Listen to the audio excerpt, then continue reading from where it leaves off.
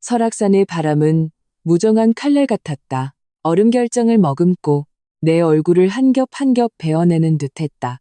영하 20도의 기온은 뼛속까지 얼려버릴 기세였다. 나는 얇은 캐시미어 코트 하나만 걸치고 있었다. 작년 결혼기념일에 강태준이 무심하게 던져준 것이었다. 이 색이 잘 어울린다며 순한 고양이 같다고 했었다. 하지만 지금의 나는 눈밭에 버려진 길고양이 쪽에 더 가까웠다. 마지막 숨만 간신히 붙어있는, 손에는 영어마기로 소문난 설악산 정상의 신흥사에서 구해온 오색실 두 가닥을 꽉 쥐고 있었다. 작은 놀이개가 한 쌍 달려있는 아이를 점지해달라는 부적이었다. 그를 위해 나는 불상 앞에서 꼬박 하루를 무릎 꿇었다. 하지만 지금 오색실은 꽁꽁 얼어붙어 차가운 철사처럼 뻣뻣했다. 얼어붙은 실이 손바닥을 파고들어 아렸다. 부르릉. 등 뒤에서 익숙한 엔진 소리가 울려 퍼졌다.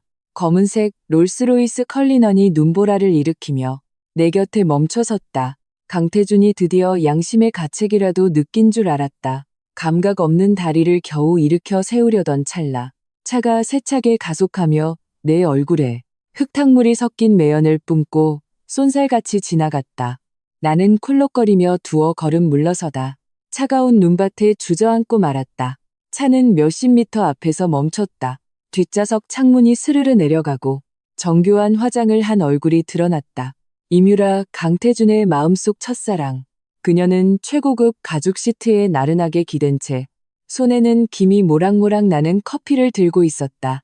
그녀는 나를 향해 교태 섞인 웃음을 지었다. 그 목소리는 차가운 바람을 뚫고 잔인한 달콤함을 담아 날아왔다. 형수님, 태준 씨가 걸어서 돌아오래요. 정신 좀 차리라고요. 어머, 차 안은 히터가 너무 빵빵해서 덥기까지 하네요. 운전석에 앉은 강태준의 옆얼굴은 조각상처럼 차가웠다. 그는 나를 쳐다보지도 않았다. 목소리는 이 설악의 눈보라보다도 더 차가웠다. 6시간. 여기서 정상에 있는 별장까지. 시간 안에 못 오면 밥 먹을 생각 마. 그렇게 절 찾아다니고 부처님께 비는 걸 좋아하니 차라리 한 걸음마다 절을 하면서 돌아오시지 그래. 혹시 모르지 부처님이 한 번 더 봐주실지. 차창이 올라가며 내가 3년간 사랑했던 그 얼굴을 차단했다. 나는 두 개의 붉은 후미등을 바라보았다. 마치 악마의 눈처럼 새하얀 눈 속에서 점점 작아지더니 이내 눈보라의 끝으로 완전히 사라졌다. 세상에는 나와 끝없는 정적만이 남았다.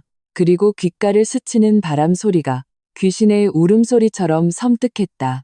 나는 눈밭에서 기어오르려 애썼지만 두 다리는 이미 얼어붙어 감각을 잃은 지 오래였다. 차가운 기운이 발끝에서부터 한 뼘 한 뼘 위로 퍼져나가 피부를 뚫고 뼈를 갉아먹는 듯했다. 의식이 흐려지기 시작했다. 3년간의 결혼 생활이 한편이 황당한 무성 영화처럼 눈앞을 스쳐 지나갔다. 임신을 준비하기 위해 역겨움을 참으며 마셨던 그 쓰디쓴 한약들. 강태준은 코를 쥐며 내게서 한약 냄새가 난다며 역겹다고 했었다. 임유라가 기분이 안 좋다며 전화 한 통을 하자 강태준은 우리 가족과의 중요한 저녁 식사도 내팽개치고 그날 밤 바로 다른 도시로 날아가 그녀를 위로했다.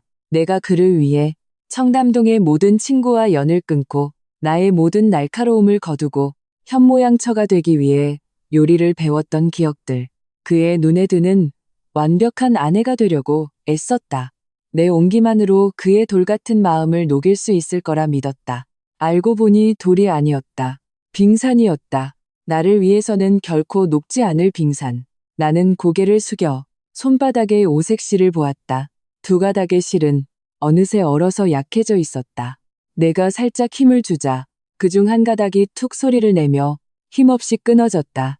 그 순간 내 마음속 무언가도 함께 끊어졌다. 아가, 나는 무의식적으로 아랫배를 감쌌다. 이 아이를 위해 얼마나 많은 굴욕과 고통을 견뎠던가. 그런데 아이의 아버지는 다른 여자를 위해 그의 아이를 뵌 나를 이 혹한의 설원에 버려두고 죽든 말든 내버려뒀다. 미안해, 아가야. 엄마가 못나서 나는 눈을 감고 발버둥치기를 포기했다. 몸은 점점 더 차가워지고 의식은 빨려 들어가듯 깊은 어둠 속으로 가라앉았다. 흐릿한 의식 속에서 3년 전이 떠올랐다. 내가 강태준과 결혼하겠다고 고집을 부렸을 때 할아버지께서 지팡이로 바닥을 세게 내리치셨다. 온갖 피바람을 겪으신 그 눈에 비통함이 가득했다. 서연아, 강씨 집안 그놈은 내 짝이 못 된다. 혹여 불행하거든 뒤돌아보기만 하거라. 할아버지가 항상 여기 있을 테니 내가 이 황량한 벌판에서 소리 없이 얼어 죽을 것이라 생각했을 때 눈을 찌르는 강렬한 빛이 눈보라를 뚫었다. 뒤이어 맹수가 포효하는 듯한 엔진 소리가 멀리서부터 순식간에 가까워졌다. 하가 자가 새겨진 특수 군용 번호판을 단짓한 녹색의 SUV가 마치 우리를 부순 강철 맹수처럼 눈을 지식이며 죽음을 두려워하지 않는 기세로 내 앞에 멈춰섰다. 차가 열리고 검은색 작전복을 입은 큰 키의 그림자가 뛰쳐나왔다. 그는 우산도 쓰지 않은 채 눈보라가 그의 강인한 얼굴을 때리는 것을 내버려뒀다. 그는 내게 달려와 무릎을 꿇고 떨리는 손으로 내 코 밑에 손을 가져다 댔다. 서연아, 그 부름은 마치 아득한 시공간을 넘어온 것처럼 사라지려던 내 의식을 억지로 다시 붙잡아 끌어당겼다. 나는 덜컹거리는 차 안에서 깨어났다. 몸에는 묵직하고 희미한 담배 냄새가 배어있는 군용 야전상의가 덮여 있었다. 마치 견고한 포옹처럼 따뜻했다. 차 안은 히터가 3개 틀어져 있어 창밖의 혹한을 다른 세상처럼 분리시켰다. 깼어? 따뜻한 물 좀 마셔. 뼈마디가 굵고 선명한 손이 군용 보온병을 건넸다. 나는 고개를 들어 핏발이 가득 선 눈과 마주쳤다. 한지혁, 할아버지 경호원이었던 분의 손자, 그리고 나와 함께 자란 소꿉친구. 그는 턱선을 단단히 굳힌 채 눈에는 형체를 이룰 듯한 살기가 들끓고 있었다. 누구 짓이야? 그의 목소리는 잠겨 있었다. 한 글자 한 글자가 마치 이를 악물고 뱉어내는 것 같았다. 나는 대답하지 않고 보온병을 받아 뜨거운 물을 조금씩 마셨다. 따뜻한 액체가 목을 타고 내려가며 한기를 조금 몰아냈지만 이미 얼어붙은 마음까지 녹일 수는 없었다. 한지혁은 내가 말이 없자 세게 주먹으로 운전대를 내리쳤다. 경적이 둔탁하게 울렸다. 그는 허리춤에서 묵직한 검은색 KO 권총을 꺼내 찰칵 소리와 함께 장전했다. 강태준, 그 새끼 짓이지. 지금 바로 돌아가서 대가리를 날려버릴 테니까. 가지마. 내가 겨우 입을 열었다. 목소리가 심하게 갈라졌다. 그런 인간 때문에 내 손 더럽히지 마. 한지혁의 동작이 멈췄다. 그는 나를 돌아보았다. 눈의 분노가 서서히 안타까움으로 바뀌었다. 그는 총을 내려놓고 차에 다시 시동을 걸었다. 알았어. 내 말 들을게. 우선 군 병원으로 가자. 그때 지혁이 주워 센터 콘솔에 던져둔 내 휴대폰이 갑자기 웅 하고 울렸다. 화면이 켜지고 발신인은 태준 씨였다. 한지혁의 눈에 다시 살기가 어렸다. 그는 손을 뻗어 휴대폰을 부서뜨리려 했다. 내가 받을게. 내가 그를 막았다. 전화를 받고 스피커폰으로 전화냈다. 전화기 너머로 강태준의 극도로 짜증 섞인 목소리가 들려왔다. 배경에는 이뮤라의 애교 섞인 웃음소리가 섞여 있었다. 윤서연, 아직 안 죽었어? 기어서라도 돌아왔겠지. 유라가 삼청동에 있는 그 유명한 손만두국이 먹고 싶다네. 오는 길에 한 그릇 싸와. 그의 말투는 마치 하녀에게 명령하는 것 같았다. 나는 조용히 아무 표정 없이 듣고 있었다. 들었어? 못 들었어? 벙어리야? 강태준의 목소리가 더욱 거칠어졌다. 태준 씨, 너무 그러지 마요. 이뮤라의 목소리가 끼어들었다. 형수님 분명히 열심히 돌아오고 있을 거예요. 어쩌면 지금쯤 눈밭에 무릎 꿇고 태준 씨한테 싹싹 빌고 있을지도 몰라요. 그렇죠, 형수님, 들리시면 대답이라도 해보세요. 전화기 너머로 두 사람의 거리낌 없는 웃음소리가 들려왔다. 그 웃음소리는 독을 바른 송곳처럼 내 심장을 사정없이 찔렀다. 나는 아무 말 없이 조용히 통화 종료 버튼을 눌렀다. 그리고 차창을 내렸다. 칼날 같은 바람이 순식간에 차 안으로 들이닥쳤다. 나는 손에 들린 최신형 휴대폰을 보았다. 그 안에는 지난 3년간 나와 강태준의 모든 것이 담겨 있었다. 비굴했던 애원들, 답장 없던 메시지들, 그가 수없이 끊어버렸던 통화 기록들. 나는 팔을 들어 결연한 호를 그렸다. 휴대폰이 공중에서 빙글 돌며 화면의 불빛이 어두운 하늘 아래서 한 번 반짝였다. 그리고 이내 차창 밖, 깊이를 알 수 없는 낭떠러지로 떨어졌다. 잘 가, 강태준. 잘 가. 나의 우스꽝스러웠던 3년간의 독백. 모든 것을 끝내고 나는 한지혁을 보며 말했다. 목소리는 무서울 정도로 평온했다. 내 전화기 좀 빌려줄래? 한지혁은 잠시 멍하니 있다가 이내 수납함에서 묵직한 검은색 군용 암호화 위성 전화를 꺼내 내게 건넸다. 이 전화기는 화려한 기능은 없었지만 지구 어느 곳에서든 통화가 가능하다는 유일한 장점이 있었다. 나는 전화기를 받아들고 기억에 의지해 3년간 봉인해 두었던 번호를 눌렀다. 전화는 금방 연결되었다. 수화기 너머로 희미한 전류 소리가 들리고 이내 나이 들었지만 기백이 넘치는 목소리가 울려 퍼졌다. 지혁이냐? 할아버지. 내 눈물샘이 그 순간 터져버렸다. 목소리에는 억누를 수 없는 떨림이 섞여 있었다. 저예요. 저, 서연이에요. 전화기 너머는 약 3초간 침묵이 흘렀다. 서연이? 할아버지의 목소리가 순식간에 부드러워졌다. 쉽게 알아차리기 힘든 울음기가 섞여 있었다. 집에 오고 싶으냐? 네. 나는 세차게 고개를 끄덕였다. 눈물이 시야를 흐렸다. 집에 가고 싶어요. 그래. 전화기 너머의 목소리가 갑자기 높아졌다.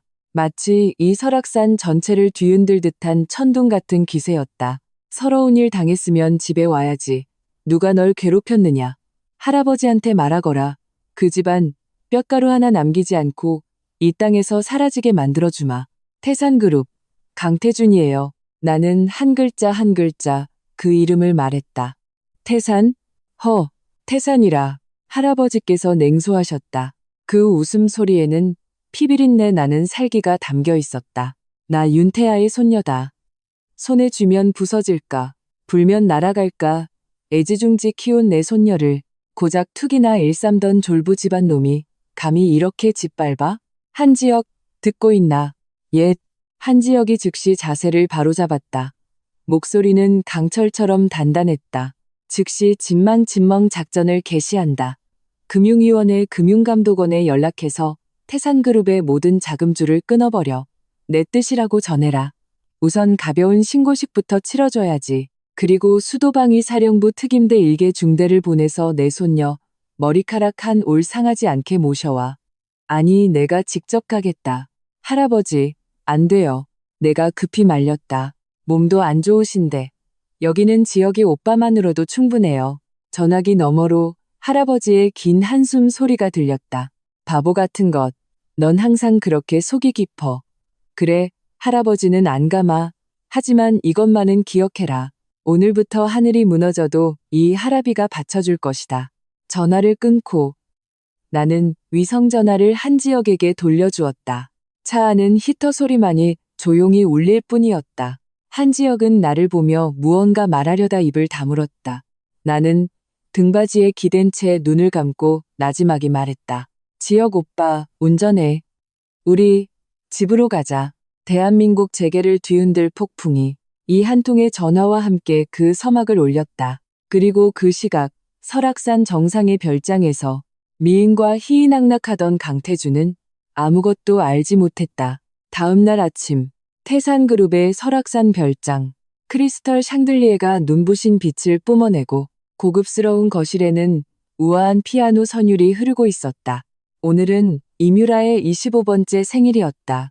강태준은 그녀를 위해 성대한 생일 파티를 열었다. 서울의 네로라하는 재벌과 명사들이 모두 모여 문전성시를 이루었다. 이뮤라는 최고급 명품 브랜드의 핑크색 드레스를 입고 마치 거만한 공주처럼 강태준의 팔에 매달려 사람들의 축하를 받았다. 강 대표님하고 유라 씨. 정말 선남선녀가 따로 없네요. 천생연분이에요. 그러게 말이야. 보아하니 태산그룹 안주인 자리도 조만간 유라 씨 차지가 되겠어. 쉿, 조용히 해. 아직 본처가 있잖아. 손님들은 수군거리며 이뮤라에게는 부러움과 아첨의 눈길을 보냈고 내 이야기를 할 때면 경멸과 동정심을 드러냈다. 강태준은 이런 주목을 즐겼다. 그가 와인잔을 들고 파티의 시작을 알리려던 순간 별장의 묵직한 조각문이 끼익 소리를 내며 밖에서부터 열렸다. 순간 모든 사람의 시선이 그곳으로 쏠렸다. 나는 문 앞에 서 있었다. 몸에는 어제 입었던 얇은 캐시미어 코트 그대로였다. 코트에는 흙탕물과 핏자국이 묻어 있었고 머리는 헝클어지고 얼굴은 종이처럼 창백했다. 내 뒤에는 검은 정장에 선글라스를 낀 12명의 남자가 서 있었다. 그들은 거구에 기운이 심상치 않았다. 마치 한 줄로 늘어선 말없는 철탑처럼 숨 막히는 위압감을 뿜어냈다. 거실은 순식간에 쥐 죽은 듯 조용해졌다. 피아노 소리마저 뚫었다. 강태준의 얼굴이 순식간에 굳어졌다. 그는 성큼성큼 내게 다가왔다. 눈에는 혐오와 분노가 가득했다. 윤서연, 이 꼴로 누구 초상이라도 치르러 왔어? 당장 올라가서 옷 갈아입어. 그리고 유라한테 사과해. 임유라도 따라왔다. 그녀는 연약하게 강태준의 등 뒤에 숨었지만 눈에는 의기양양한 빛이 번뜩였다. 우리 둘만 들을 수 있는 목소리로 속삭였다. 형수님, 그 꼴 정말 상갓집게 같네요. 나는 그들을 무시했다. 강태준을 쳐다보지도 않았다. 그를 스쳐 지나가 거실 중앙의 상석으로 향했다. 그곳은 태산그룹의 어른들만이 앉을 수 있는 자리였다. 저 여자 막아. 강태준이 소리쳤다. 별장의 집사와 경호원 2명이 즉시 나를 막으려 했다. 하지만 그들이 내게 가까이 오기도 전에 내 뒤에 있던 검은 정장의 경호원 2명이 움직였다. 그들의 동작은 번개처럼 빨랐다. 우두둑하는 뼈 어긋나는 소리와 함께 2번의 둔탁한 신음이 들리고 집사와 경호원들은 순식간에 바닥에 제압되어 꼼짝도 못했다. 장내에서는 모두가 숨을 들이켰다. 나는 상석 소파 앞에 멈춰서서 천천히 앉았다. 12명의 경호원들은 즉시 흩어져 전술적인 대형으로 거실 전체를 봉쇄했다. 그중 한 명은 피아니스트에게 다가가 나가달라는 손짓을 했다. 피아니스트는 겁에 질려 허둥지둥 도망쳤다. 다른 한 명은 입구로 가 모든 손님을 밖으로 정중히 내보냈다. 1분도 채 안 되어 떠들썩했던 거실에는 나와 강태준, 임유라, 그리고 겁에 질려 벌벌 떠는 몇몇 타인들만 남았다. 윤서연, 내가 미쳤구나. 강태준이 드디어 정신을 차렸다. 그는 나를 가리키며 분노로 온몸을 떨었다. 이 사람들 데리고 와서 뭘 하려는 거야? 반란이라도 일으키게? 나는 눈을 들었다. 오늘 처음으로 그를 정면으로 바라본 것이었다. 나는 가방에서 서류 한 뭉치를 꺼내 앞에 놓인 티테이블 위로 가볍게 던졌다. 강태준은 그것이 이혼 서류인 줄 알았다. 그는 냉소하며 서류를 집어들고는 보지도 않고 찢으려 했다. 뭐야, 드디어 내 주제를 알았나? 이혼? 좋아, 몸만 나가. 하지만 서류의 제목을 본 순간 그의 손이 허공에서 굳어버렸다. 그것은 이혼 서류가 아니었다. 개인자산 대위 변제 및 채무청산 통지서였다. 이게 뭐야? 강태준의 목소리가 떨렸다. 지난 3년간 태산그룹은 총 4번의 심각한 자금 위기를 겪었지. 나는 테이블 위에 레드 와인 한 잔을 들어 가볍게 흔들었다. 마치 날씨 이야기를 하듯 평온한 말투였다. 첫 번째 500억, 내 투자 실패. 두 번째 800억, 내 해외엠 실패. 세 번째 1000억, 임유라 띄워주겠다고 망할 영화 찍다가. 네 번째 2000억, 경쟁사랑 치킨게임 하다가 자멸할 뻔했지. 내가 한마디 할 때마다 강태준의 얼굴이 하얘졌다. 이것들은 모두 회사의 1급 기밀이었다. 그와 몇몇 핵심 임원을 제외하고는 외부인은 절대 알 수 없는 사실이었다. 그 구멍들 모두 내가 어머니께서 물려주신 예당금으로 조용히 메워졌어. 나는 와인을 한 모금 마시고 말을 이었다. 여기엔 모든 자금 흐름과 내가 친필로 서명한 주식담보계약서 그리고 은행 이체 기록이 전부 있어. 우리 혼전 계약서에 따르면 이건 모두 내 개인 재산이야. 지금 난 그냥 내 것을 찾으러 온 것뿐이고. 거짓말. 강태준은 서류를 갈갈이 찢어버리며 격분하여 소리쳤다. 내가 무슨 돈이 있어. 넌 그냥 밥이나 하는 가정주부잖아. 내 돈이 어디서 났는지 넌 알 자격 없어. 나는 와인잔을 내려놓고 일어섰다. 그를 내려다보며 말했다. 하지만 이건 알려줄게. 원금과 이자를 합쳐 총 4,300억. 태산그룹의 현재 총 시가총액은 2조 원. 계약서에 따르면 넌 지금 나에게 태산그룹 지분 21.5%를 빚지고 있는 거야.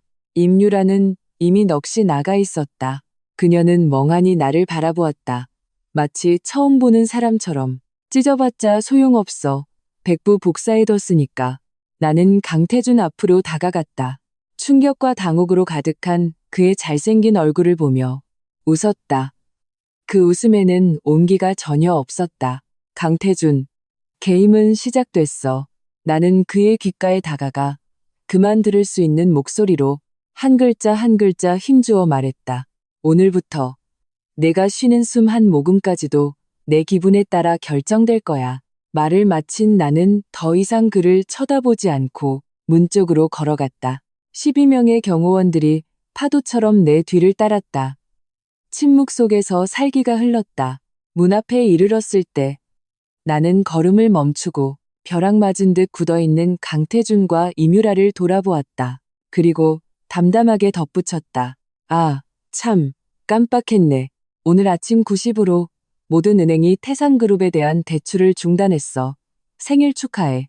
강태준은 내 말을 심각하게 받아들이지 않았다. 그에게 나는 그저 허세를 부리는 것일 뿐이었다. 3년간 자신의 소나귀에 있던 여자가 뒤에 누가 있다 한들 얼마나 큰 파도를 일으킬 수 있겠는가. 은행 대출 중단은 더더욱 말도 안 되는 소리였다. 태산그룹은 이 도시의 대표 기업이었고 은행들은 그에게 대출을 해주지 못해 안달이었다. 그는 곧 무지가 얼마나 끔찍한 것인지 알게 될 터였다. 일주일 후 서울시에서 주최하는 연례 토지 경매가 열렸다. 그중 강동구의 한 부지는 새로운 시정 계획과 맞물려 모든 개발업자들이 눈독을 들이는 노른자위 땅이었다. 강태준은 이 땅을 반드시 차지해야 했다. 이 땅을 차지하면 태산의 주가를 올릴 수 있을 뿐만 아니라 배경이 미스터리한 VVIP와 연주를 만들 기회이기도 했다. 그 VVIP 역시 이 땅에 관심이 많다는 소문이 돌았다. 경매장은 명사들로 가득했다. 강태준은 임유라를 대동하고 의기양양하게 입장했다. 최근 며칠간 회사 자금 흐름에 문제가 생긴 것을 느꼈지만 아직 치명적인 수준은 아니었다. 그는 이 땅을 낙찰받음으로써 자신 강태준이 여전히 이 도시 재계의 왕이라는 것을 모두에게 증명해야 했다. 태준 씨, 사람 정말 많네요. 임유라는 그의 팔에 매달려 화려한 공작새처럼 주위의 부러운 시선을 즐겼다. 오늘 저 땅 꼭단에서 윤서연 그 여자 코를 납작하게 해줘야 해요. 걱정 마. 강태준은 자신만만하게 웃었다. 이 땅을 위해 1조 원을 준비했어. 아무도 나랑은 경쟁이 안 될 거야. 그는 임유라와 함께 첫 줄에 앉았다. 하지만 그의 시선은 무심코 2층의 VIP 룸 몇 군데로 향했다. 커튼이 굳게 닫혀 있어 안이 보이지 않았다. 그는 어딘가 모르게 불안했지만 이내 자신감으로 억눌렀다. 경매가 시작되었다. 강동구 부지는 마지막 순서로 시작가만 3천억 원이었다. 3,500억, 4천억. 가격은 계속해서 치솟았고 금세 강태준의 예상을 뛰어넘었다. 하지만 그는 포기할 수 없었다. VVIP에게 잘 보이기 위해서 그리고 자신의 체면을 위해서 이를 악물고 따라붙었다. 5천억. 강태준이 패를 들었다. 목소리는 단호하고 힘찼다. 장내가 조용해졌다. 이 가격은 대부분의 사람들이 감당할 수 있는 범위를 넘어섰다. 경매사가 망치를 내리치려던 순간 2층의 한 VIP룸에 불이 켜졌다. 한 차가운 여성의 목소리가 마이크를 통해 장내에 선명하게 울려 퍼졌다. 5천억 1원. 장내가 술렁였다. 이것은 더 이상 경쟁이 아니었다. 노골적인 모욕이었다. 강태준의 얼굴이 순식간에 시뻘개졌다. 그는 큰돌아 그 VIP 룸을 뚫어져라 쳐다보며 소리쳤다. 누구야? 장난치지 말고 이름 대. 6천억, 6천억 1원. 여자의 목소리는 여전히 차분했다. 8천억. 강태준은 완전히 이성을 잃었다. 그는 벌떡 일어서서 눈이 시뻘개진 채 외쳤다. 8천억 1원. 1조 원 부르겠다. 강태준은 거의 포효하듯 소리질렀다. 이것은 그가 동원할 수 있는 모든 유동 자산이었다. 그는 더 이상 자신과 맞설 사람이 없을 것이라고 믿었다. 1조 1원. 그 목소리는 무자비한 따귀처럼 강태준의 뺨을 후려쳤다. 그는 졌다. 자금력에서가 아니라 자존심에서 졌다. 망할. 강태준은 더 이상 참지 못했다. 그는 사람들을 해치고 미친 듯이 2층의 VIP룸으로 달려갔다. 임유라가 막을 새도 없었다. 그는 룸의 문을 발로 걷어찼다. 어떤 정신 나간 놈이 감히 자신을 모욕하는지 확인하기 위해서였다. 하지만 룸 안의 사람을 본 순간 그는 마치 벼락이라도 맞은 듯 그 자리에서 얼어붙었다. 룸 안에는 여자 한 명만이 앉아 있었다. 나였다. 나는 몸에 딱 맞는 샤넬의 흰색 정장을 입고 우아하게 최고급 V차를 들고 김을 시키고 있었다. 내 뒤에는 한지혁이 서 있었다. 너. 강태준의 눈이 동그래졌다. 믿을 수 없다는 표정이었다. 어떻게 네가. 나는 찻잔을 내려놓고 눈꺼풀을 들어 그를 힐끗 쳐다봤다. 마치 하찮은 벌레를 보는 듯한 눈빛이었다. 강 대표님, 화가 많이 나셨네. 나는 테이블 위에 경매패를 들어 가볍게 흔들었다. 게임에서 지셨나? 너 그 돈이 어디서 났어? 강태준이 나를 가리키며 목소리를 떨었다. 나는 대답하지 않고 뒤에 있는 한지혁에게 말했다. 지혁 오빠, 나 차 마실 때 잡것들이 서서 눈에 거슬리는 거 싫어하는데. 예, 아가씨. 한지혁이 한 걸음 앞으로 나섰다. 동작은 빠르지 않았지만 거스를 수 없는 압박감이 느껴졌다. 강태준은 무의식적으로 저항하려 했지만 한지혁의 발에 오금을 걷어차였다. 쿵 소리와 함께 강태준은 무릎에 힘이 풀려 내 앞에 카펫 위로 힘없이 꿇어앉았다. 네가 감히 날 쳐. 강태준은 일어나려 발버둥 쳤지만 한지혁의 한 손에 어깨를 단단히 눌려 꼼짝할 수 없었다. 경매장 전체가 죽은 듯이 조용해졌다. 모두가 열린 룸문을 통해 이 극적인 장면을 목격했다. 한때 천하를 호령하던 강 대표가 지금은 한 여자 앞에 비참하게 무릎을 꿇고 있었다. 나는 일어서서 강태준 앞으로 다가갔다. 그를 내려다보며 말했다. 강태준, 내가 경고했지. 게임은 시작됐다고. 나는 그의 손을 들어 1조 원짜리 경매패를 그의 손에 다시 쥐어주었다. 그리고 실크 손수건으로 내 손을 닦았다. 마치 더러운 것이라도 만진 것처럼. 이 땅 너 가져. 무릎 꿇고 사죄하는 선물로 쳐줄게. 말을 마친 나는 뒤돌아서 모든 사람의 주목을 받으며 하이힐 소리를 내며 우아하게 룸을 떠났다. 강태준 혼자 그곳에 무릎 꿇린 채 남겨두고 사방에서 쏟아지는 경악, 조롱, 연민의 시선을 감당하게 했다. 그의 자부심, 그의 존엄은 그 순간 내 손에 의해 산산조각 났다. 강태준은 결국 1조 원이라는 천문학적인 가격에 그 땅을 낙찰받았다. 그는 그럴 수밖에 없었다. 모두가 보는 앞에서 그가 번복한다면 태산그룹과 그 자신은 재계 전체의 웃음거리가 될 터였다. 그는 피를 토하는 심정으로 거의 자해에 가까운 방식으로 자신의 마지막 남은 가련한 체면을 지켰다. 하지만 이 1조 원의 유동자금이 빠져나가자 가뜩이나 위태롭던 태산그룹에게는 치명타가 되었다. 회사의 정상적인 운영마저 어려워졌다. 몇몇 중요 프로젝트가 자금 부족으로 중단되었다. 강태준은 발등에 불이 떨어진 듯 초조했지만 애써 태연한 척했다. 그는 자신이 입만 열면 각 은행의 대출이 바로 나올 것이라고 자신했다. 지난 몇 년간 그는 은행장들과 형님, 동생하며 지냈다. 술자리에서 잔을 부딪히고 룸살롱에서 여자를 끼고 놀며 관계를 돈독히 다져왔다. 그는 KB금융의 김 행장에게 전화를 걸었다. 그와 가장 가까운 형님 중 한 명이었다. 여보세요, 행장님. 저 태준입니다. 강태준의 목소리는 활기찼다. 저녁의 시간 어떠세요? 오랜만에 뭉쳐야죠. 제가 쏠 테니 강남 최고의 룸에서 제대로 모시겠습니다. 아이고, 태준이 동생. 전화기 너머 김 행장의 목소리는 어딘가 힘이 없어 보였다. 정말 미안하게 됐네. 내가 며칠째 독감으로 병원에 입원해서 링거 맞고 있어. 모임은 나중에 병 다 나으면 하자고. 입원이요? 심각하십니까?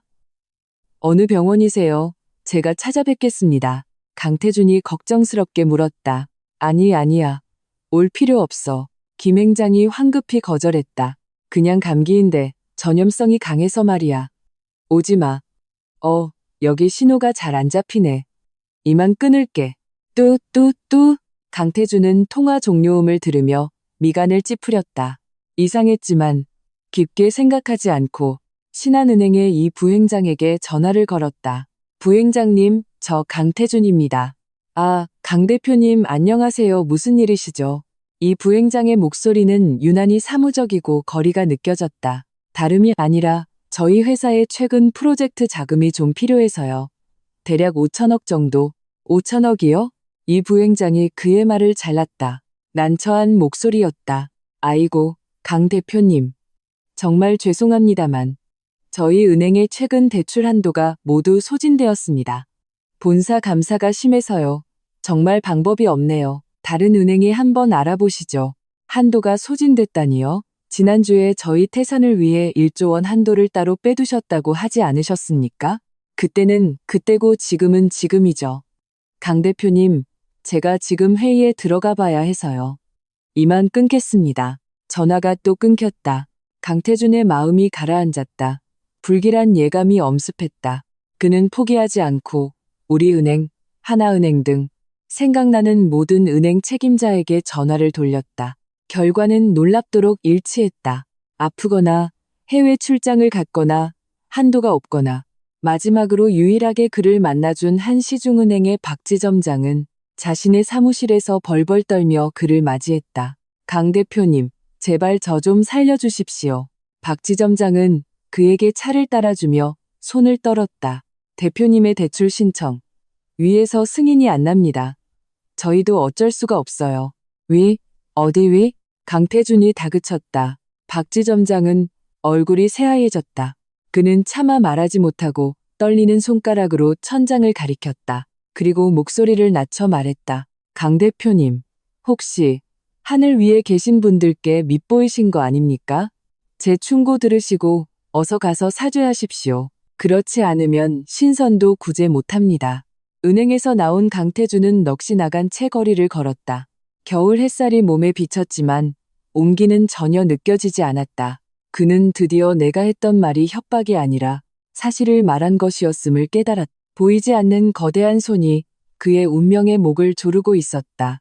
그리고 그 시각, 그 손의 주인인 나는 한남동의 한 고급 프라이빗 클럽 정원에서 여유롭게 애프터눈 티를 즐기고 있었다. 내 맞은편에는 우아하고 기품 있는 사모님 몇 분이 앉아 있었다. 그들은 바로 KB금융 김 행장의 아내, 신한은행 이 부행장의 아내, 우리은행 조 행장의 아내였다. 어머, 서연 씨, 피부 관리 어떻게 하세요?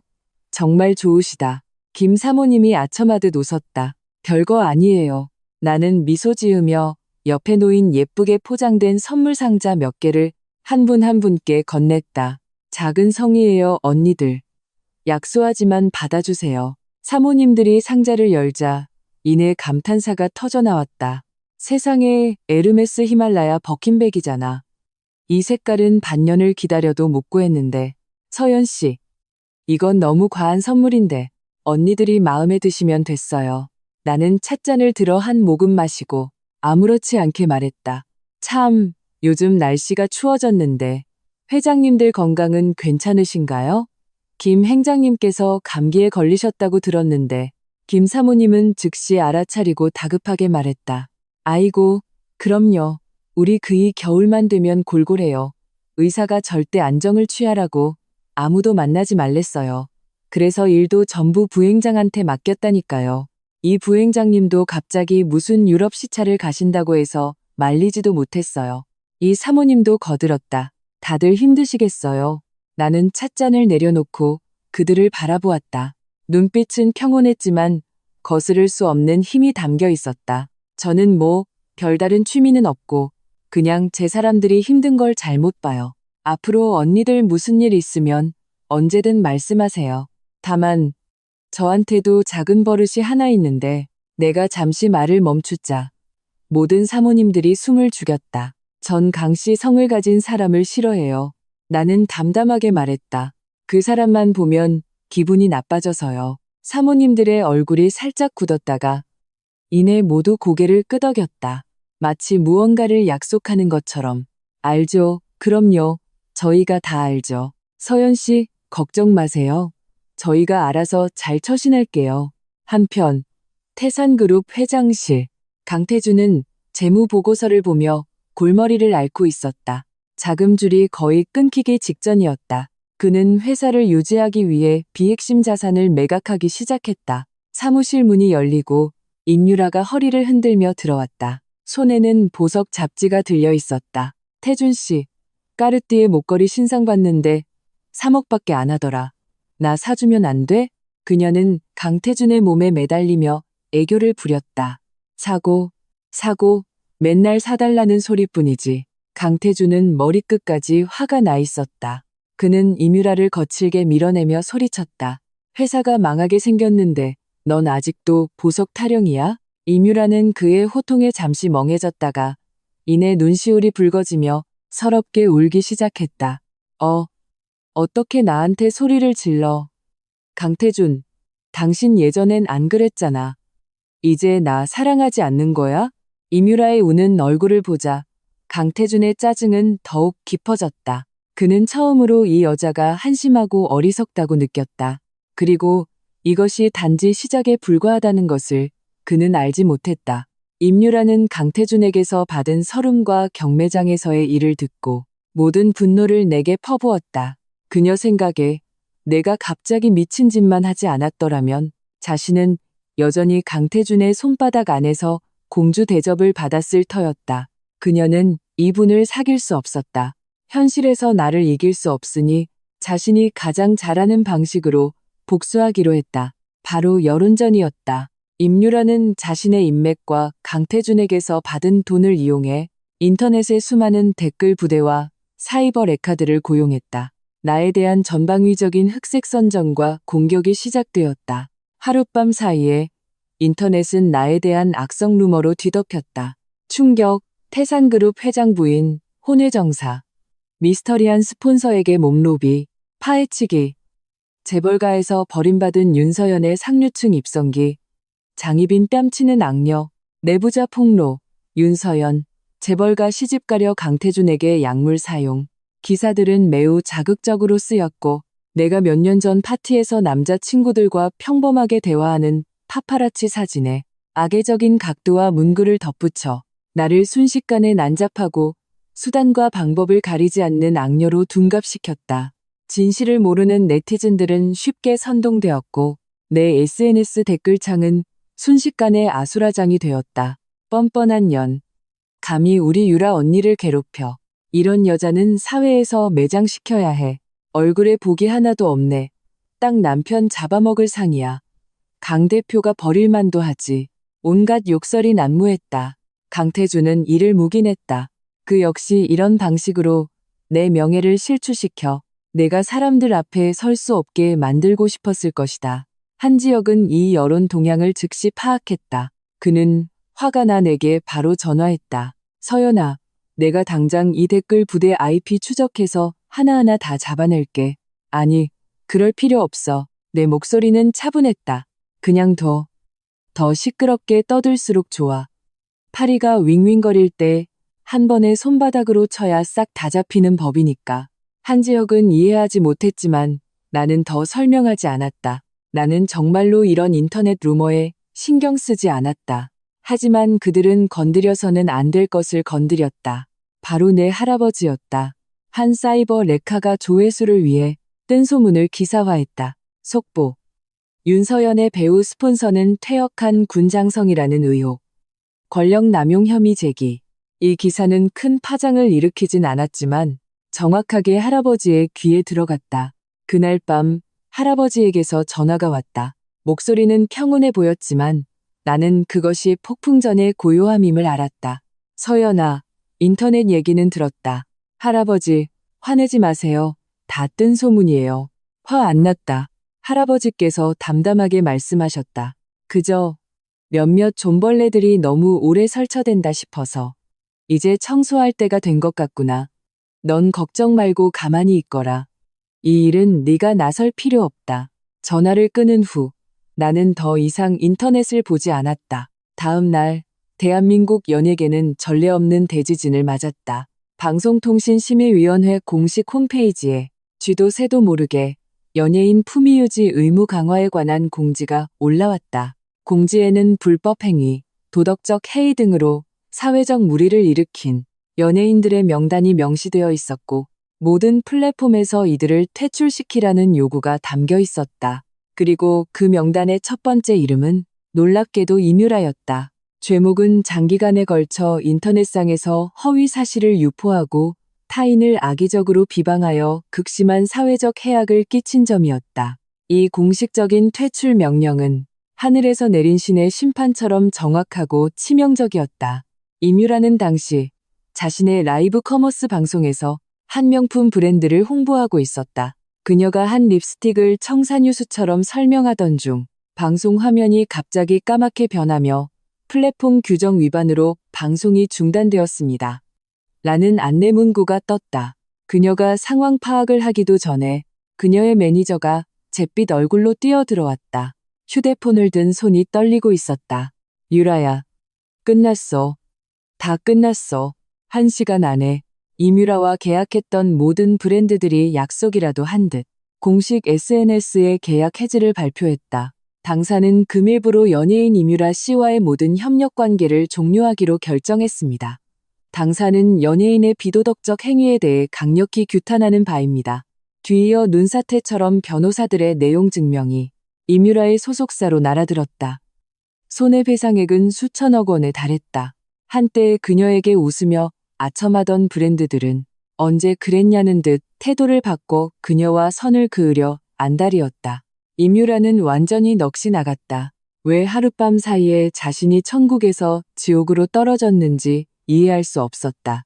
그녀는 미친 듯이 강태준에게 전화를 걸어 울며 도와달라고 애원했지만 강태준 역시 코가 석자라 그녀를 신경 쓸 겨를이 없었다. 궁지에 몰린 임유라는 마지막으로 나를 떠올렸다. 그녀는 내가 묵고 있는 호텔로 쳐들어와 로비에서 드러누워 뒹굴며 나를 만나게 해달라고 울부짖었다. 윤서연, 이 악독한 년. 당장 나와. 네가 꾸민 짓이지. 왜 나한테 이래.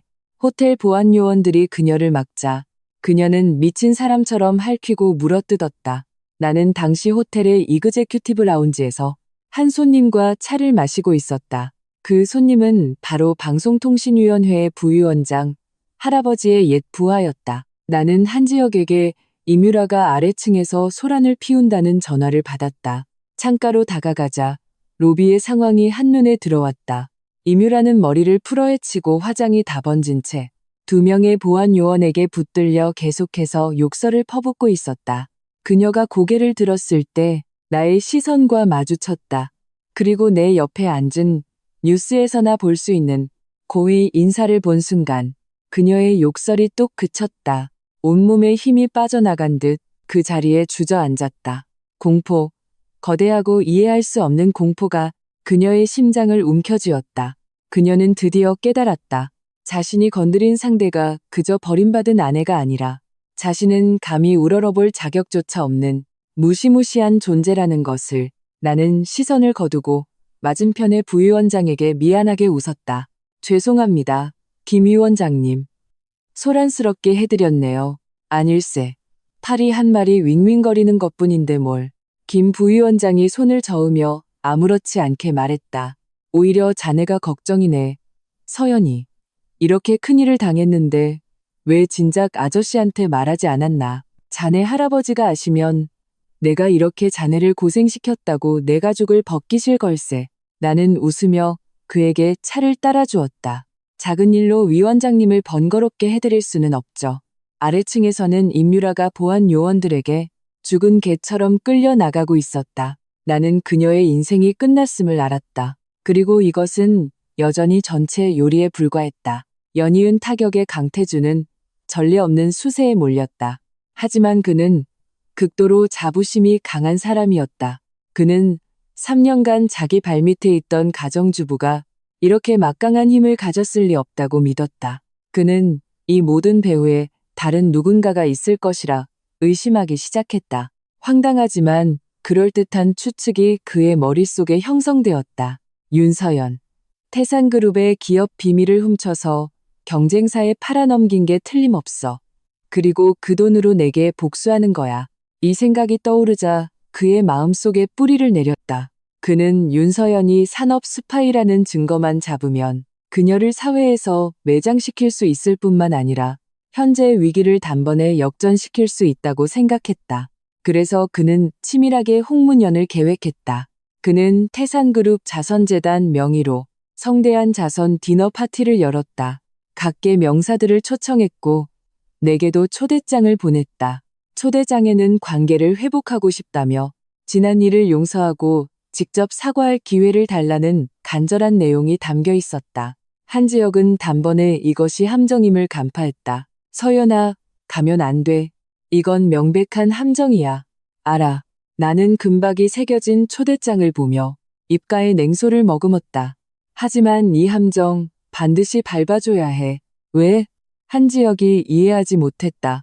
내가 자기 덫에 걸렸다고 생각해야 자신의 모든 패를 보여줄 테니까. 내가 설명했다. 그리고 내가 할 일은 그가 가장 의기양양한 순간에 그 패와 판을 통째로 뒤엎어버리는 거야. 자선 디너 파티 당일 나는 화려하게 차려입고 참석했다. 강태준은 내가 나타나자 눈에 잘 띄지 않는 더위에 빛을 스쳤다. 그는 먼저 다가와 거의 아첨에 가까울 정도로 겸손한 태도를 보였다.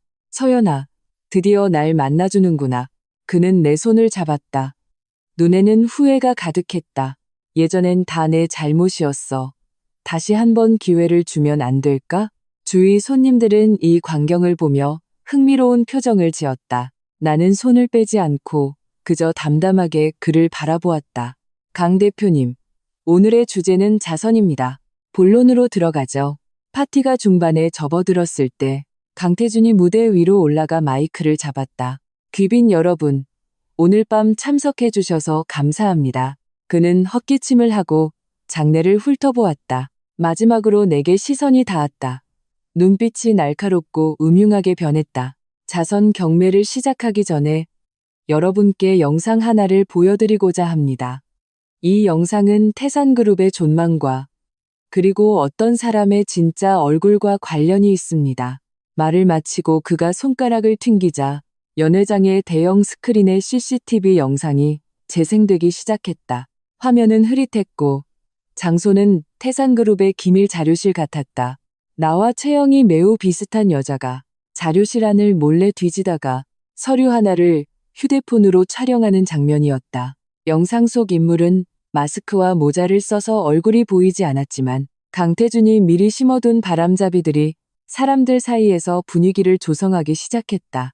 어머, 저 뒷모습 윤서연 씨랑 너무 닮았는데 설마 자기 회사 기밀을 훔치다니.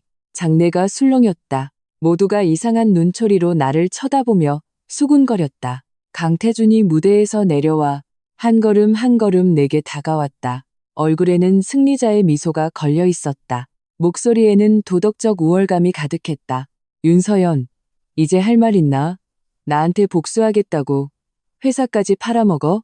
이 산업 스파이 같은 여자. 임유라가 어디선가 나타났다. 그녀는 나를 가리키며 눈물로 호소했다. 여러분 보셨죠? 바로 이 악독한 여자가 제 태준 씨를 빼앗고 이제는 태산그룹까지 망하게 하려 해요. 이런 사람은 당장 감옥에 보내야 해요. 순식간에 나는 만인의 적이 된 듯했다. 모두의 비난과 질책 속에서 나는 이상할 정도로 평온했다. 나는 심지어 와인잔을 들어 가볍게 한 모금 마셨다. 아주 훌륭한 연기였어요. 나는 와인잔을 내려놓고 일어나 미소 지으며 박수를 쳤다. 강 대표님, 감독으로 데뷔 안 하신 게 아까울 정도네요. 강태준은 내가 마지막 발악을 한다고 생각했다. 죽을 때가 되니 헛소리가 나오나? 이미 경찰에 신고했어. 곧 도착할 거다. 경찰 신고? 내 얼굴에 미소가 더욱 짙어졌다. 공교롭네요. 저도 신고했는데 인터폴에. 강태준의 미소가 얼굴에서 굳어졌다. 무슨 소리야?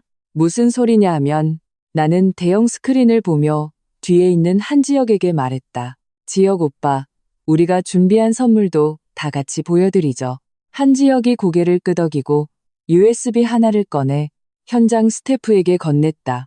대형 스크린의 화면이 바뀌었다. 더 이상 그 흐릿한 CCTV 영상이 아니었다. 선명한 은행 이체 기록, 해외 페이퍼 컴퍼니 등록 정보, 그리고 몇 개의 고화질 영상 통화 녹화 파일이었다. 영상 속에서 강태준은 한 금발의 외국인과 영어로 비밀리에 대화하고 있었다. Mr. Kang, your money has been successfully transferred to the Swiss account. It's clean now. 강 대표님, 돈은 스위스 계좌로 성공적으로 이체되었습니다. 이제 깨끗합니다. Good. Remember, this is our little secret. 좋아. 이건 우리 둘만의 비밀이라는 걸 잊지 마. 나는 마이크를 잡았다. 차가운 목소리가 스피커를 통해 연 회장에 울려 퍼졌다. 여러분, 소개해드리죠. 강태준 대표님께서는 자신이 횡령하고 투자에 실패해서 생긴 거대한 손실을 메우기 위해 지난 1년간 지하 금융 조직을 통해 해외로 무려 3천억 원의 자산을 불법적으로 빼돌렸습니다. 우리는 이런 행위를 보통 자금 세탁이라고 부르죠. 그리고 저 CCTV 영상은 나는 얼굴이 새하얘진 강태준을 보았다. 맞아요, 저예요. 하지만 기밀을 훔치러 간 게 아니라 무언가를 들어갔죠. 추적기와 도청기를요. 강 대표님, 당신이 그 외국인 친구와 나눈 모든 통화, 제게 전부 녹음 파일이 있답니다. 강태준이 털썩 소리를 내며 바닥에 주저앉았다. 그때 연 회장 문이 열리고 제복을 입고 중무장한 경찰들이 들이닥쳤다. 선두에 선 한 명이 신분증을 내보이며 위험 있는 목소리로 말했다. 강태준 씨, 당신은 다수의 국제금융범죄 혐의로 체포합니다. 서로 가시죠. 경찰 2명이 샨첸, 강태준을 바닥에서 일으켜 세웠다. 강태준은 미친 듯이 발버둥 쳤다. 그는 나를 뚫어져라 쳐다보았다. 눈에는 핏발과 분노가 서려 있었다. 윤서연, 내가 날 함정에 빠뜨렸어. 나는 그에게 다가가 그의 헝클어진 옷깃을 정리해 주었다. 그리고 미소 지으며 말했다. 피차 일반이죠. 끌려가는 순간 그는 내 눈에서 스쳐 지나가는 사냥꾼의 차갑고 잔인한 빛을 보았다. 경찰이 강태준을 데려가자 연 회장은 죽은 듯이 조용해졌다. 나는 웨이터의 쟁반에 놓인 샴페인 한 잔을 들어 무대 위로 올라갔다. 강태준이 버리고 간 마이크를 잡았다. 얼굴에는 여유롭고 우아한 미소가 걸려 있었다. 자, 여러분, 불청객은 퇴장했습니다. 강 대표님이 안 계시니 오늘 밤 자선 경매는 제가 진행하도록 하겠습니다. 나는 장내를 둘러보았다. 모두가 경외심 가득한 눈빛으로 나를 보고 있었다. 첫 번째 경매품은 태산그룹 지분 21.5%입니다. 시작가는 1원입니다. 강태준이 경찰에 연행되어 조사를 받는다는 소식은 마치 거대한 폭탄처럼 다음날 아침 금융시장을 강타했다. 태산그룹의 주가는 장 시작 1분 만에 하한가를 기록했다. 수많은 개인 투자자들이 공포에 질려 주식을 내던졌고 시장은 아비규환이 되었다. 이것이 바로 내가 원하던 결과였다. 나는 도심 최고층, 전망 좋은 사무실에 앉아 있었다.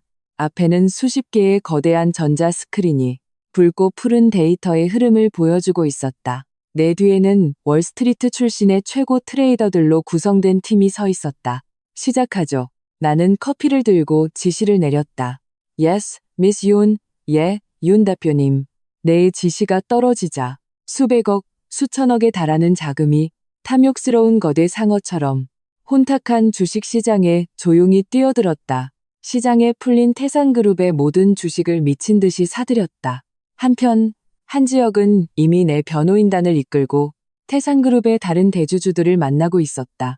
이들은 강태준의 아버지를 따라 함께 회사를 일군 원로들이었다.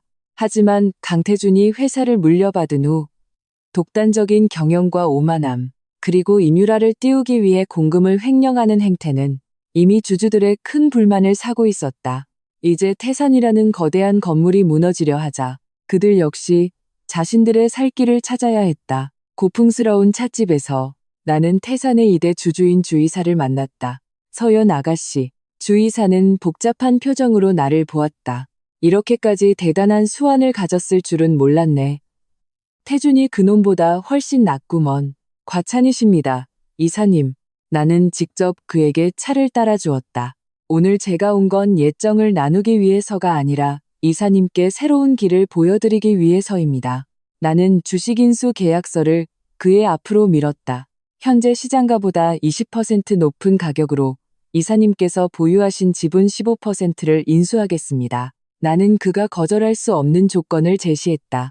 이 계약서에 서명하시면 편안한 노후를 보내실 수 있을 뿐만 아니라 제 새로운 회사에서 명예이사로 계속 계실 수 있습니다. 주이사는 계약서를 보며 한참을 침묵했다. 그는 태산이라는 배가 가라앉고 있다는 것을 알았다. 그리고 나는 그에게 호화 유람선 티켓을 내밀고 있었다. 그는 펜을 들어 계약서에 자신의 이름을 서명했다. 내 선택이 틀리지 않았기를 바라네. 오늘의 선택을 후회하지 않으실 겁니다. 이후 48시간 동안 나는 같은 방식으로 태산그룹의 다른 주주들이 가진 지분을 모두 피 한 방울 흘리지 않고 인수했다. 이로써 내가 이전에 채권 전환으로 확보한 지분까지 합쳐 나는 태산그룹의 60%가 넘는 절대적인 경영권을 확보했다. 이 회사는 이제 강 씨가 아닌 윤 씨의 것이 되었다. 48시간 후 강태준은 풀려났다. 그의 자금 세탁 혐의에 대한 주요 증거가 해외에 있어 증거 확보가 어려워 경찰은 그를 기소할 수 없었다. 그가 경찰서를 나올 때 몰골은 말이 아니었지만 눈에는 여전히 분노가 서려 있었다. 그는 자신이 나오기만 하면 모든 것을 되돌릴 수 있다고 생각했다. 하지만 그의 변호사가 수많은 주식 양도 계약서를 그의 앞에 내밀었을 때 그는 완전히 무너졌다. 불가능해. 이건 불가능해. 주 이사님 그분들이 어떻게 날 배신해. 그는 갇힌 짐승처럼 사무실 안을 미친 듯이 오가며 포효했다. 책상 위의 서류들을 바닥으로 쓸어버렸다. 그의 휴대폰이 울렸다. 임유라였다. 태준 씨. 어디야? 나 너무 무서워. 임유라는 전화기 너머로 흐느끼고 있었다. 인터넷에서 사람들이 다 나를 욕하고 내 전 재산은 위약금으로 다 뺏겼어. 나 이제 빈털털이야. 닥쳐. 강태준은 머리끝까지 화가 나 있었다. 그는 전화기에 대고 소리쳤다. 지금 내깟 거 신경 쓸 겨를 없어. 다 너 때문이야. 이 재수없는 년. 너만 아니었으면 내가 이 꼴이 됐겠어. 그는 전화를 끊고 휴대폰을 벽에 세게 던져버렸다. 산산조각이 났다. 전화기 너머의 임유라는 통화 종료음을 들으며 멍해졌다. 그녀는 그제야 깨달았다. 강태준이라는 거목이 정말로 쓰러지고 있다는 것을. 그녀의 눈에 도끼가 서렸다. 부부란 원래 같은 숲의 새에 재난이 닥치면 각자 날아가는 법이지. 그녀는 몰래 강태준의 인터넷 뱅킹에 접속해 그의 개인 계좌에 남아있던 마지막 유동자금 500억 원을 전부 자신의 해외 계좌로 이체했다. 그리고 짐을 싸서 가장 빠른 해외행 비행기 표를 예매하고 도망갈 준비를 했다. 하지만 그녀가 여행 가방을 끌고 선글라스와 마스크를 낀 채 몰래 공항 VIP 통로에 나타났을 때 익숙한 인형이 그녀의 앞을 가로막았다. 한지혁이었다. 임유라 씨, 그렇게 서두르시는 걸 보니 어디 가시나 봐요? 한지혁은 벽에 기댄 채 비웃으며 그녀를 보았다. 임유라는 혼비백산하여 돌아서 도망치려 했다. 어디선가 나타난 두 명의 검은 정장 경호원이 양쪽에서 그녀를 붙잡았다. 너희들 뭐 하는 거야? 이거 납치는 불법이야.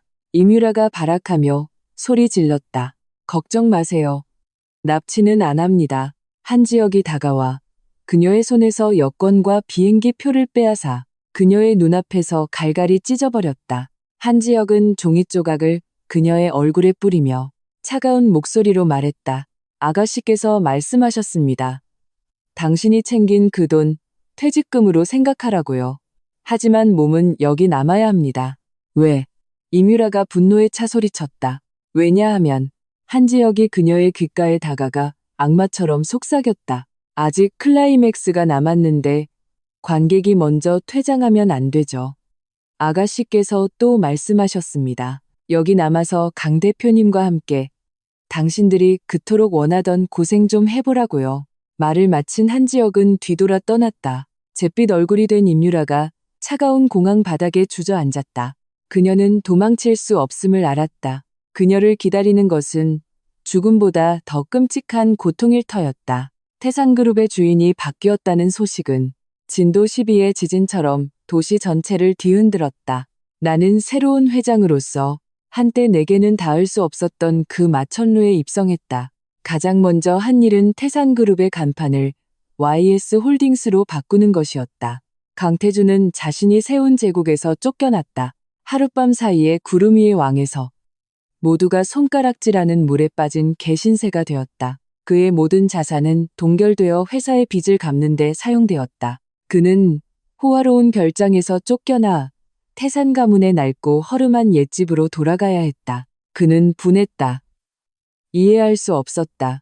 내가 어떻게 그런 막강한 힘을 가졌는지, 그리고 한때 그에게 아첨하던 형님, 아저씨들이 왜 그를 배신했는지. 절망과 분노 속에서 그는 옛집을 뒤지기 시작했다. 돈이 될 만한 것을 찾아 팔기 위해서였다. 다락방에 먼지 쌓인 낡은 나무 상자 안에서 그는 돌아가신 할머니가 남긴 일기장을 발견했다. 가죽 표지는 달아빠졌고 종이는 누렇게 변해 있었다. 강태준은 무심코 버리려다 귀신에 홀린 듯 일기장을 펼쳤다. 일기장에는 시시콜콜한 집안일들이 적혀 있었다. 그가 4년 전에 한 페이지를 펼치기 전까지는 오늘은 내 인생 최악의 날이었다. 회사는 빚더미에 앉아 파산 직전이고 남편은 화병으로 쓰러졌다. 태준이는 아직 어려 이 집안을 이끌 수 없. 모든 친척과 친구들에게 애원했지만 아무도 도와주지 않았다. 내가 이 낡은 집을 팔고 온 가족이 길거리로 나앉을 준비를 하고 있을 때 그분이 오셨다. 그분은 남편의 옛 상관이었던 윤태아 장군님이셨다. 퇴역하신 지 오래되었지만 위험은 여전했다. 그분은 단 한마디만 하셨다. 자네 남편은 내가 키운 부하일세. 내 부하의 후손이 길거리를 떠도는 꼴은 못 보지. 알고 보니 장군님께는 윤서연이라는 손녀가 있었는데 어릴 적부터 몸이 약해 시골에서 요양하며 자랐다고 한다. 이제 혼기가 찼는데 장군님은 그녀가 부귀영화를 누리는 것보다 그저 따뜻한 사람을 만나 평안하게 살기를 바라셨다. 장군님은 우리 태준이를 눈여겨보셨다. 점지만 패기가 있고 가능성이 있는 아이라고. 나는 이것이 결혼을 빙자한 구제라는 것을 알았다. 장군님의 유일한 조건은 우리 태산 가문이 그의 손녀를 잘 대해주는 것이었다. 그분은 그 자리에서 5천억 원짜리 수표를 서연이의 지참금으로 주셨다. 이 돈이면 태산이 기사회생할 수 있을 거라고 하셨다. 그리고 태준이가 서연이에게 잘해주기만 하면 뒤에서 태산의 발전을 위해 모든 길을 열어주시겠다고 약속하셨다. 나는 그 수표를 보고 바닥에 무릎 꿇고 울었다. 이건 목숨을 살리는 돈이었다. 나는 장군님께 맹세했다. 반드시 태준이가 서연이를 조상님 모시듯 받들게 하겠다고. 절대 작은 서러움 하나 겪게 하지 않겠다고. 일기는 거기서 끝나 있었다. 강태준이 일기장을 든 손이 가을바람에 나붓기는 낙엽처럼 떨렸다. 그랬구나. 태산 가문의 기사회생은 그의 아버지가 이룬 기적이 아니었다. 그의 사업적 재능 때문은 더더욱 아니었다. 지난 몇 년간 그가 사업에서 승승장구할 수 있었던 것은 그의 능력이 뛰어나서가 아니라 보이지 않는 손이 뒤에서 모든 장애물을 치워주었기 때문이었다. 그가 자랑스러워했던 모든 것, 그의 회사, 그의 지위, 그의 부, 모두 그가 경멸하고 모욕하고 헌신짝처럼 버렸던 그 여자에게서 온 것이었다. 그가 학대한 것은 의지할 곳 없는 고아가 아니었다. 태산 가문의 가장 크고 유일한 은인이었다. 그가 제 손으로 밀어낸 것은 태산 가문의 유일한 구세주였던 것이다. 크아악, 고통에 찬 절규가 옛집에서 터져 나왔다. 강태준은 상처 입은 야수처럼 손에 든 일기장을 바닥에 내동댕이 쳤다. 그리고 머리를 벽에 쿵쿵쿵 기 시작했다. 끝없는 후회가 파도처럼 그를 완전히 삼켜버렸다. 그는 지난 3년을 떠올렸다. 윤서연이 그를 위해 차려준 모든 밥상, 다려준 모든 셔츠, 그가 아플 때 밤새 간호해주던 모습, 그가 화낼 때 묵묵히 견뎌주던 모습. 그는 항상 그것이 아내로서의 당연한 도리이며 그녀가 태산 가문의 시집온 대가라고 생각했다. 이제야 그는 깨달았다. 그것은 도리가 아니었다. 은혜였다. 그는 하늘이 내린 은혜를 쓰레기 취급했던 것이다. 그는 미친 듯이 옛집을 뛰쳐나와 남아있는 유일한 똥차를 몰고 YS 홀딩스 빌딩으로 향했다. 그는 나를 만나야 했다. 직접 물어봐야 했다. 참회해야 했다. 용서를 구해야 했다. 그는 감정에 호소하고 고통스럽고 후회하는 모습을 보이면 내가 예전처럼 마음이 약해져 그를 용서할 것이라고 생각했다. 그는 나를 너무 몰랐다. 아니, 그는 단 한 번도 나를 제대로 알려고 한 적이 없었다. 강태준은 YS 홀딩스 빌딩 앞에 도착했다. 안으로 들어가려 했지만 보안 요원에게 막혔다. 죄송합니다, 선생님. 예약 없이는 출입이 불가합니다. 보안 요원이 무표정하게 말했다. 나 강태준이야. 윤서연 만나러 왔어. 당장 내려오라고 해. 강태준이 미친 사람처럼 소리 질렀다. 저희 회장님은 당신이 만나고 싶다고 만날 수 있는 분이 아닙니다. 보안 요원의 말투에는 경멸이 섞여 있었다. 강태준의 고함 소리에 행인들이 몰려들었다. 사람들은 그를 손가락질하며 수군거렸다. 저 사람 파산했다는 그 강 대표 아니야? 왜 저렇게 미친 사람 같지? 꼴 좋다. 예전에 마누라한테 엄청 못되게 굴었다던데 벌 받는 거지. 강태준은 사람들의 말을 들으며 얼굴이 불그락푸르락했다. 그때 그는 기발한 방법을 떠올렸다. 그는 털썩 소리를 내며 회사 정문 앞에 무릎을 꿇었다.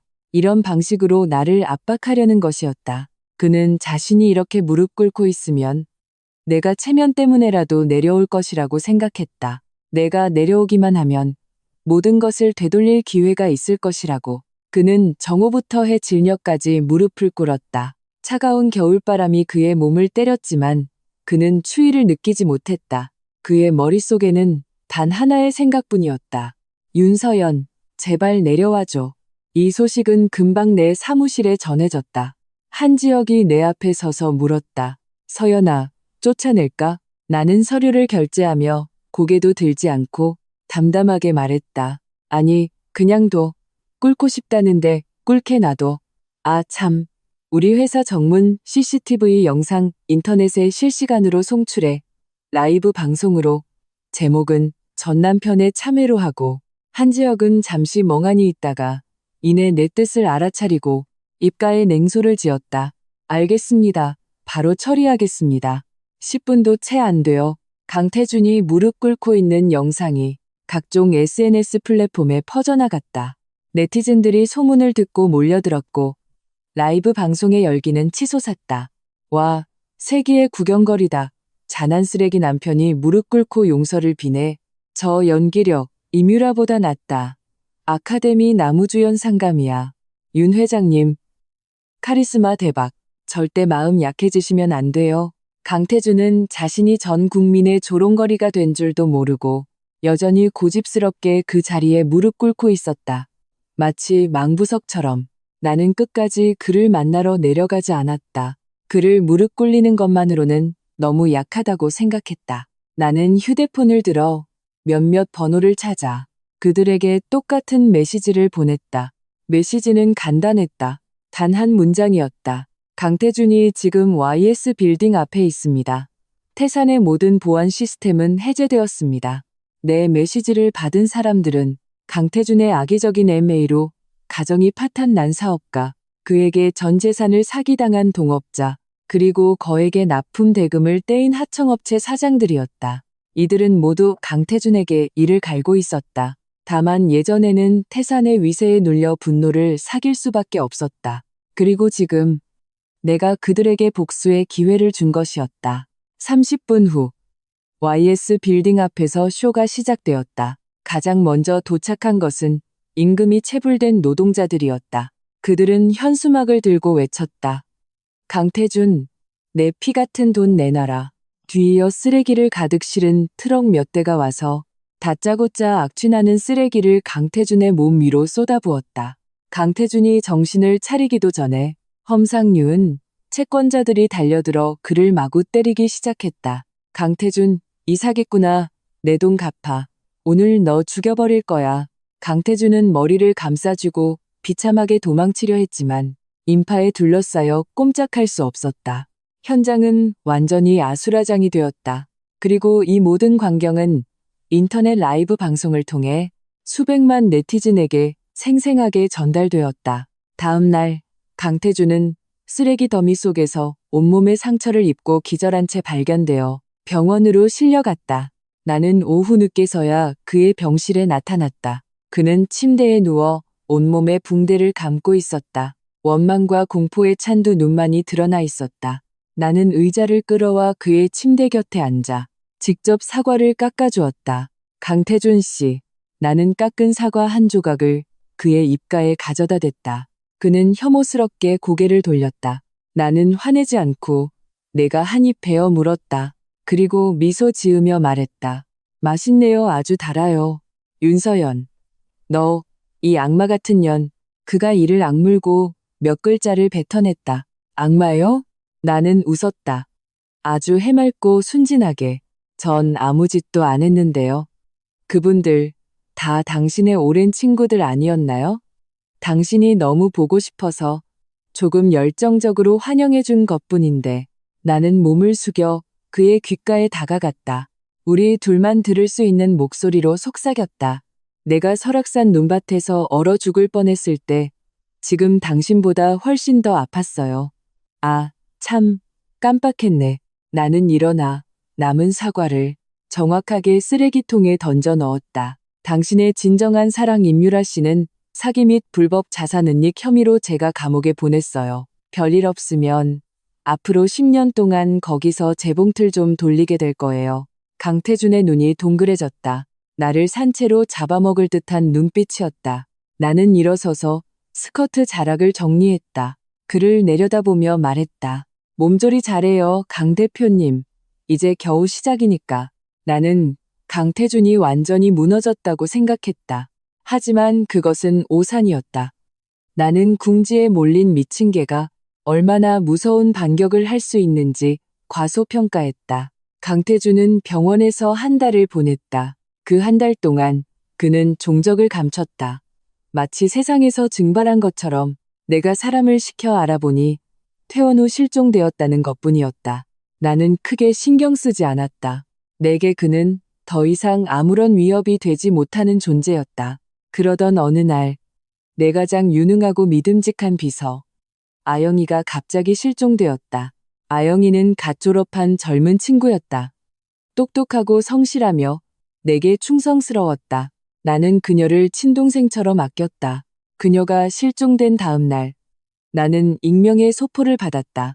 소포 안에는 휴대폰 하나와 피 묻은 머리카락 한 줌이 들어있었다. 나는 그 머리카락이 아영이의 것임을 알았다.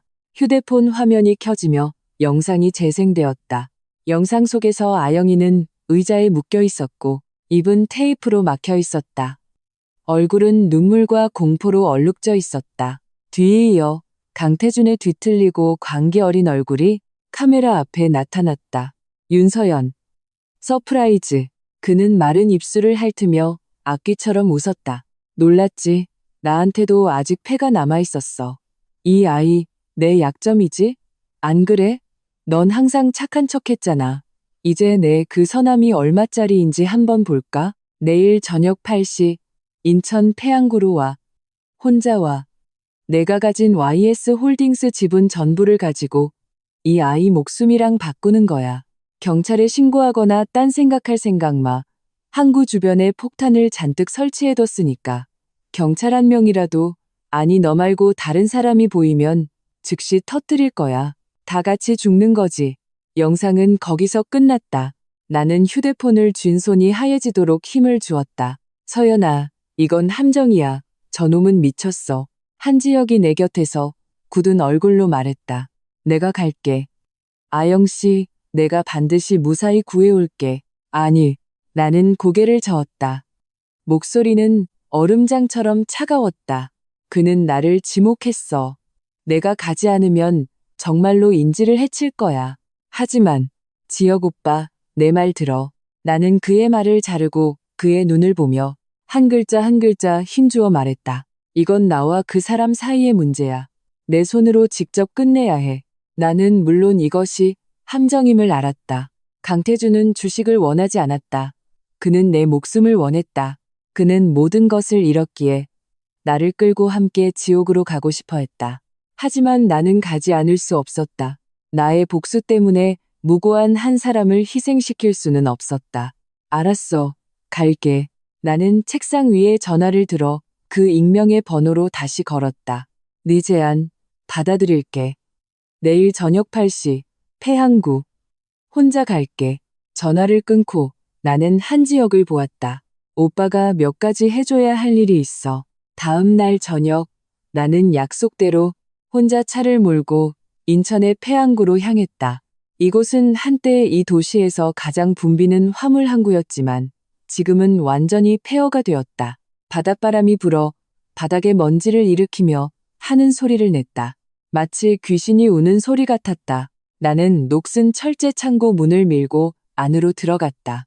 창고 안에는 희미한 전구 하나만이 머리 위에서 위태롭게 흔들리고 있었다.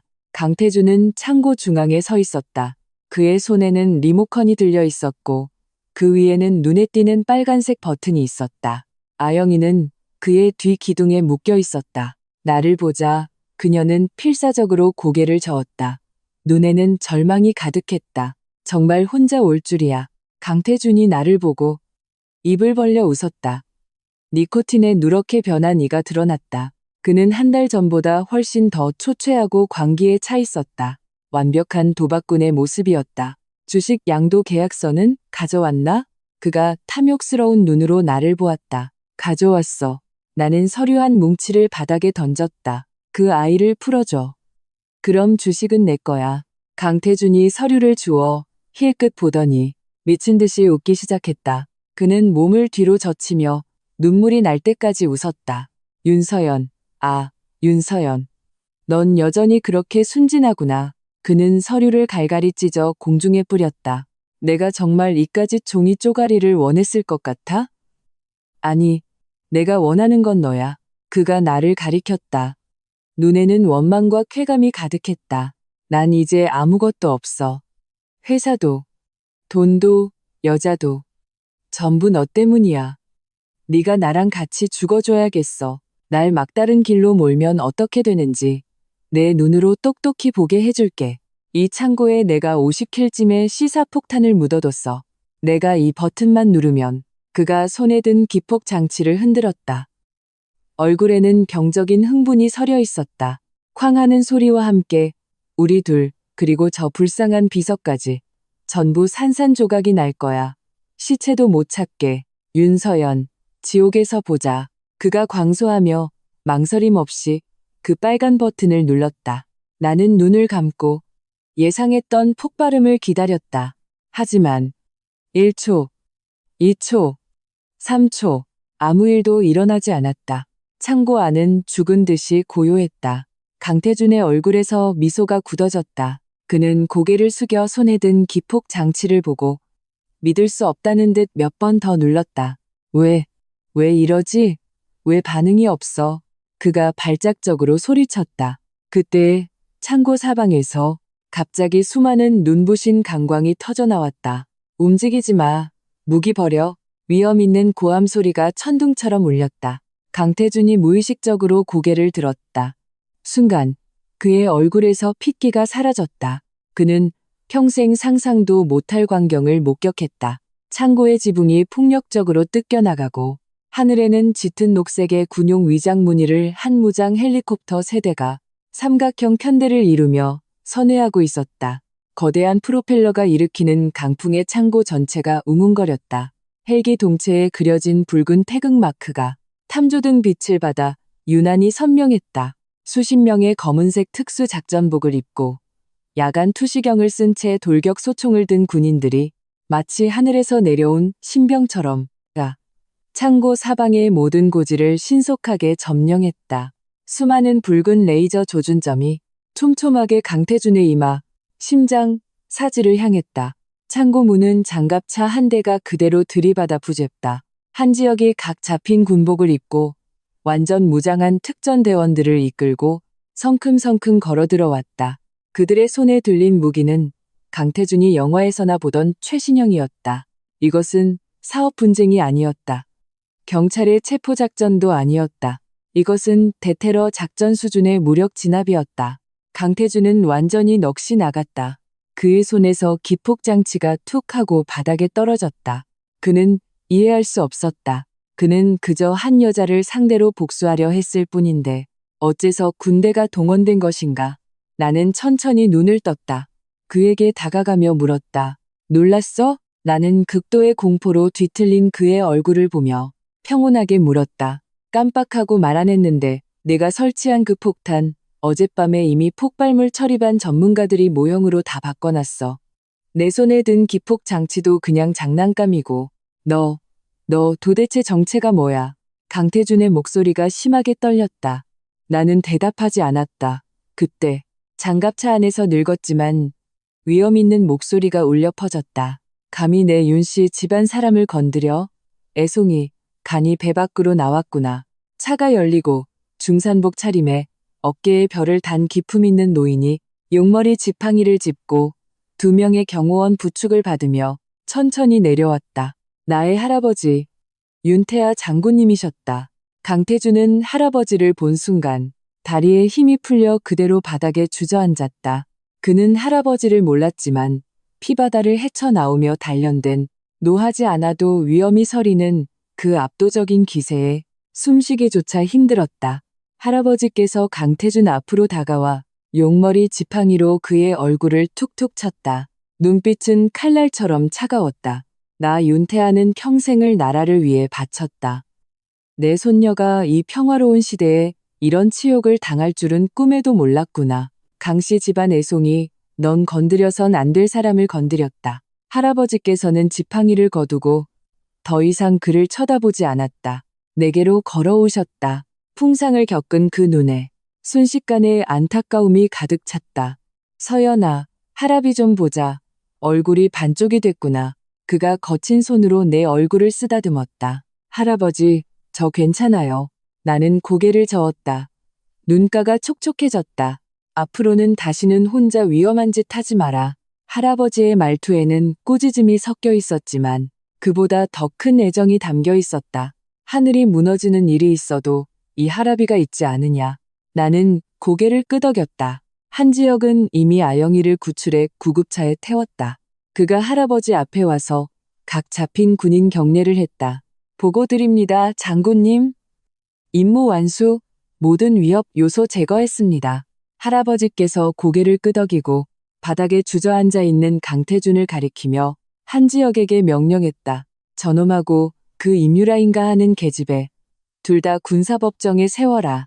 옛 강태준은 군사법정이라는 4글자에 마지막 남은 이성의 끝마저 끊어졌다. 그는 바지가 축축해지는 것을 느끼며 그대로 실금하고 말았다. 그는 드디어 깨달았다. 자신이 건드린 것은 재벌가가 아니었다. 이 나라 최상위의 권력 핵심이었다. 이 소동은 그가 꿈에도 생각지 못한 방식으로 번개처럼 마무리되었다. 나는 2명의 군인에게 죽은 개처럼 끌려나가는 강태준을 보았다. 마음속에는 어떠한 통쾌함도 없었다. 얼음장처럼 차가운 평온만이 남았다. 이제 모든 것이 끝나야 했다.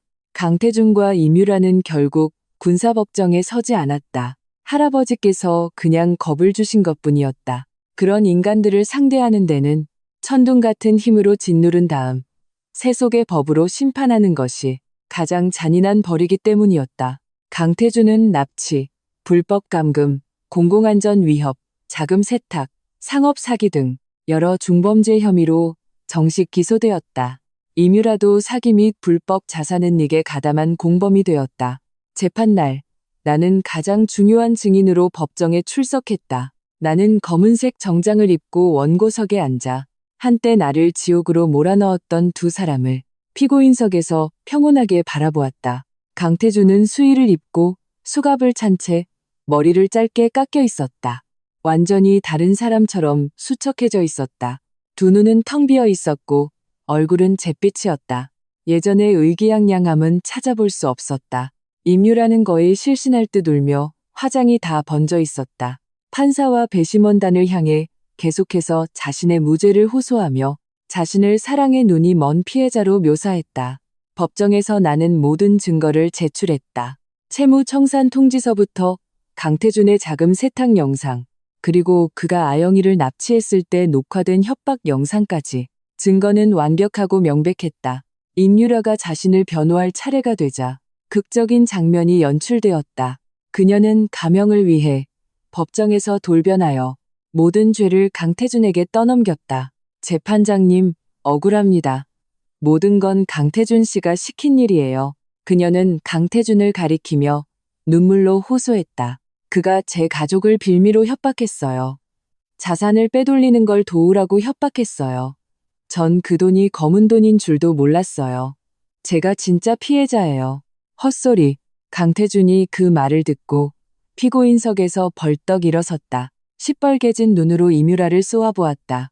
임유라, 이 천하의 땐년. 옛날에 내 귓가에 속삭이면서 공금 횡령해서 내 영화에 투자하라고 한 게 누구야. 끝도 없이 탐욕 부리면서 명품 사달라고 자금 세탁하라고 한 게 누구냐고. 아니야, 네가 날 좋아하는 거야. 나한테 증거 있어. 우리 둘이 나눈 모든 카톡 내용 내가 다 저장해뒀어. 한때 그토록 뜨거웠던 연인은 법정에서 두 마리의 미친 개처럼 서로를 물어뜯었다. 추악하기 짝이 없는 모습으로 서로의 가장 더럽고 추악한 면을 만천하에 드러냈다. 나는 이 광경을 차갑게 바라보았다. 마음에는 어떠한 파동도 일지 않았다. 결국 법원은 판결을 내렸다. 강태준은 여러 죄가 병합되어 무기징역과 정치적 권리 종신 박탈을 선고받았다. 임유라는 중대한 공로가 인정되어 징역 10년을 선고받았다. 판사가 법봉을 내리치는 순간 나는 긴 한숨을 내쉬었다. 법원을 나오자 밖은 햇살이 눈부셨다. 눈부신 햇살이 내 몸에 쏟아지며 마음속 마지막 그늘까지 걷어냈다. 한지혁이 문 앞에서 나를 기다리고 있었다. 그는 군복을 벗고 평상복을 입고 있었다. 햇살 아래 그는 늠름하고 멋있었다. 끝났어. 그가 내 곁으로 와서 나지막이 말했다. 응, 끝났어. 나는 고개를 끄덕였다. 며칠 후 나는 교도소에서 연락을 받았다. 강태준이 나를 만나고 싶어 한다는 것이었다. 나는 잠시 망설이다가 결국 가기로 했다. 교도소의 면회실에서 나는 두꺼운 유리벽을 사이에 두고 다시 강태준을 만났다. 그는 파란색과 흰색 줄무늬의 수의를 입고 손과 발에는 무거운 족쇄가 채워져 있었다. 그는 재판 때보다 훨씬 더 늙어 보였다. 마치 한순간에 20년은 늙은 것 같았다. 그는 수화기를 들고 나를 보았다. 흐릿한 눈에서 뒤늦은 두 줄기의 눈물이 흘러내렸다. 서연아, 미안해. 그의 목소리는 심하게 잠겨 있었다. 내가 정말 잘못했어. 만약 내가 그때 너한테 그렇게 대하지 않았더라면 우리 이렇게까지 되진 않았을까? 후회돼. 매일 밤 내 꿈을 꿔. 우리가 막 결혼했을 때 네가 날 위해 처음으로 차려줬던 밥상꿈을. 그는 흐느끼며 수갑 찬 손으로 몇 번이고 유리를 두드렸다. 마치 나를 만지고 싶어 하는 것처럼. 나는 조용히 그의 참회를 들었다. 얼굴에는 아무 표정이 없었다. 그의 말이 끝나자 나는 천천히 수화기를 들고 마지막 말을 했다. 강태준, 난 이제 당신을 미워하지 않아. 그의 눈에 희미한 희망의 빛이 서렸다. 나는 그를 보며 한 글자 한 글자 덧붙였다. 곧 잊어버릴 사람에게 내 미움은 사치니까. 말을 마치고 나는 수화기를 내려놓았다. 그리고 뒤돌아 떠났다. 다시는 돌아보지 않았다. 등 뒤에서 그의 처절한 울음소리와 족쇄가 유리를 치는 절망적인 소리가 들려왔다. 나는 알았다. 이 작은 면회실, 이 차가운 교도소가 그의 남은 인생의 종착역이 될 것이라는 것을. 그는 끝없는 후회 속에서 길고 어두운 여생을 보내게 될 것이다. 그것이 그에게 내리는 최고의 벌이었다. 강태준과 임유라의 몰락은 한 시대의 끝을 의미했다. YS홀딩스는 내 지휘 아래 신속하게 태산그룹을 통합했고 할아버지께서 뒤에서 제공해 주신 자원을 바탕으로 사업 영역을 전례 없는 속도로 확장했다. 곧 이 도시에서 누구도 넘볼 수 없는 최고의 기업이 되었다. 나는 모든 풍파가 끝났다고 생각했다. 하지만 나는 한 사람을 계산에 넣지 못했다. 강태준에게는 이복 동생이 있었다. 강태민이라는 그의 아버지가 밖에서 낳은 사생아였다. 강태민은 어릴 적부터 해외에서 자라 서구식 엘리트 교육을 받았다. 그는 강태준이 모든 가업을 물려받은 것에 대해 항상 불만을 품고 있었다. 태산 가문이 몰락하자 그는 영향을 받기는커녕 자신의 기회가 왔다고 생각했다. 그는 조용히 귀국했다. 나를 바로 찾아오지 않고 자신이 해외에서 배운 여론 조작 기술을 이용해 인터넷에서 새로운 전쟁을 일으켰다. 이번 공격의 대상은 내가 아니라 내 뒤에 있는 윤씨 가문이었다. 자본 뒤에 숨은 권력의 오만, YS 홀딩스 부상의 진실을 파헤친다라는 제목의 게시물이 갑자기 각종 커뮤니티와 SNS에 퍼져나갔다. 게시물에서 강태민은 피해자 가족의 입장에서 눈물로 호소했다. 내가 어떻게 막강한 배경을 이용해 태산그룹을 짓밟고 형을 미치게 만들었는지, 행복했던 한 가정을 어떻게 산산조각 냈는지에 대해 그는 매우 영리했다. 강태준의 범죄는 일절 언급하지 않고 이 모든 사건을 권력층이 평범한 기업가를 짓밟는 갑질로 묘사했다. 저는 제 형의 잘못을 인정합니다. 하지만 이 정도의 벌을 받을 죄는 아니었습니다. 윤서연, 그녀는 가문의 권력을 이용해 저희의 모든 자금줄을 막았고 행정력을 동원해 연예인을 퇴출시켰으며 심지어 마지막 납치 사건에서는 군대까지 동원했습니다. 이것이 권력남용이 아니면 무엇입니까? 우리 사회가 언제부터 권력의 사냥터가 되었습니까? 이 글은 현대 사회의 가장 민감한 신경을 정확하게 건드렸다. 특권층에 대한 반감과 절차적 정의에 대한 갈망, 순식간에 여론이 들끓었다. 헐, 이런 내막이 있었다니. 어쩐지 태산이 너무 빨리 망하더라. 생각해보니 소름. 만약 저게 사실이라면 저 윤씨 집안 배경 진짜 무섭네. 강태준이 불쌍해지기 시작했어. 그냥 공주님 심기 건드렸다가 망한 재수없는 놈일지도. 윤씨 가문에 대한 철저한 조사를 요구한다. 국민에게 진실을 밝혀라. 인터넷상에서 반재벌, 반특권 정서가 급속도로 번져나갔다. 심지어 일부 사실을 모르는 유튜버들은 조회수를 위해 내 할아버지의 배경을 파헤치기 시작했다. 물론 아무것도 알아내지 못했지만 이런 행위 자체가 이미 극심한 악영향을 미치고 있었다. 서연아, 이번 여론은 만만치 않아. 한 지역이 심각한 표정으로 나를 찾아왔다.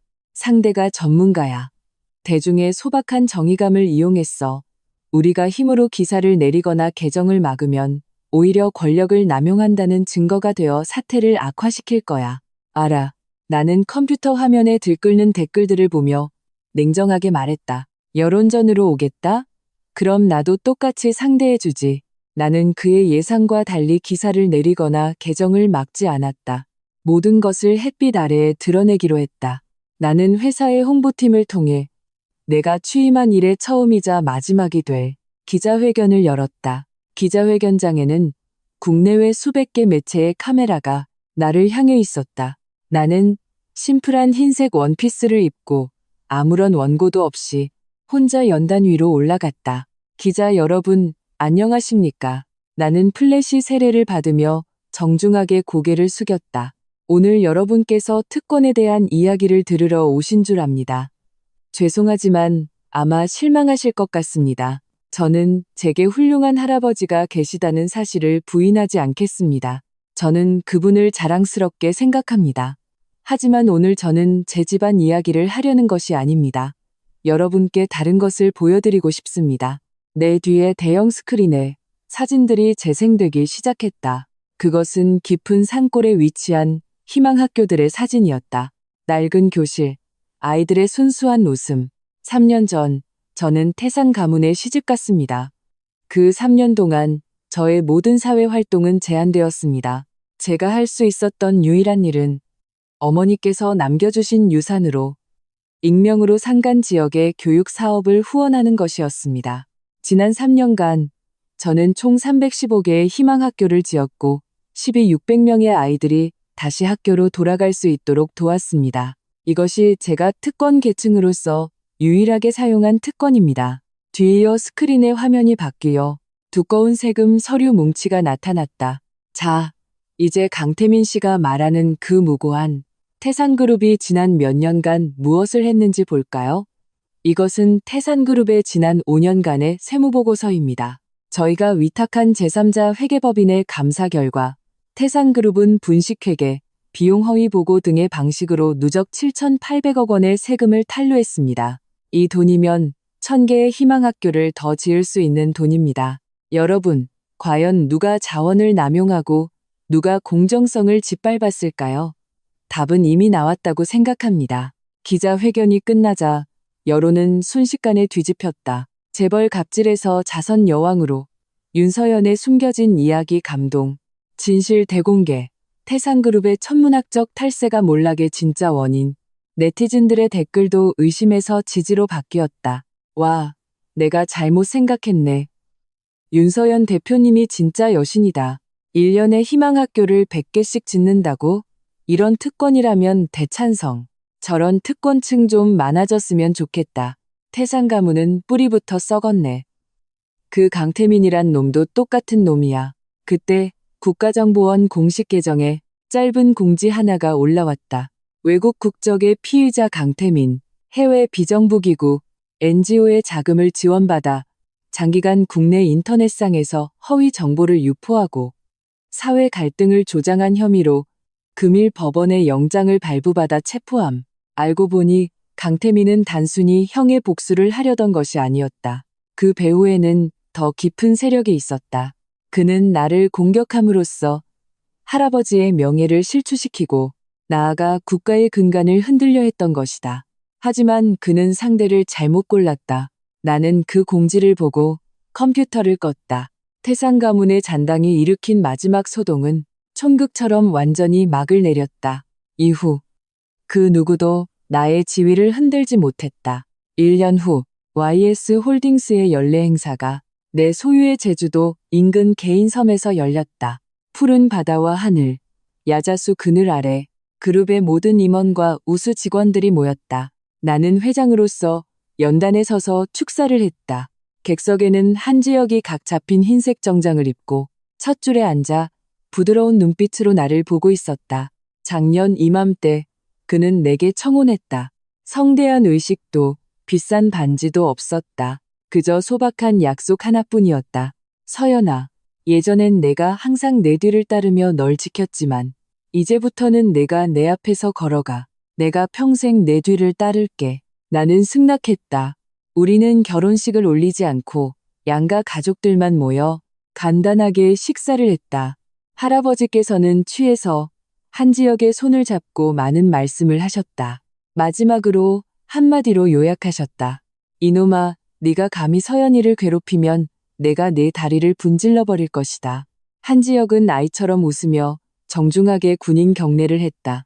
나는 지금 객석의 그 익숙한 얼굴을 보며 마음이 평온해졌다.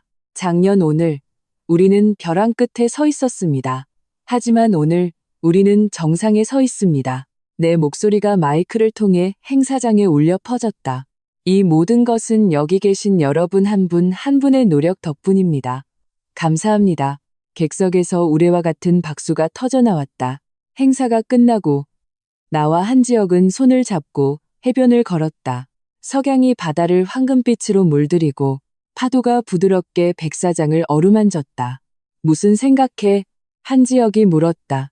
만약 그때 내가 설악산 눈밭에 버려지지 않았더라면 지금 어땠을까 하는 생각.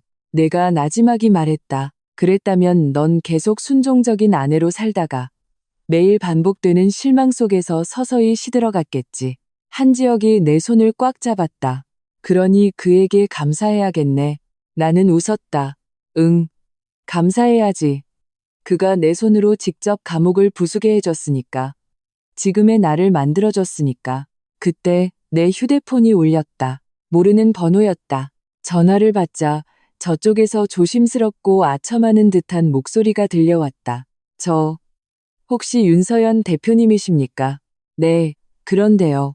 아, 저는 시내 북부 교도소의 그 강태준 수감자가 오늘 아침에 옥중에서 심근경색으로 손 쓸 틈도 없이 사망했습니다. 나는 휴대폰을 쥔 채 침묵했다. 그가 임종 직전에 사진 한 장을 계속 쥐고 있었다고 합니다. 대표님 사진이었습니다. 그리고 대표님께 전해달라는 말이 있었습니다. 다음 생에는 나무로 태어나고 싶다고.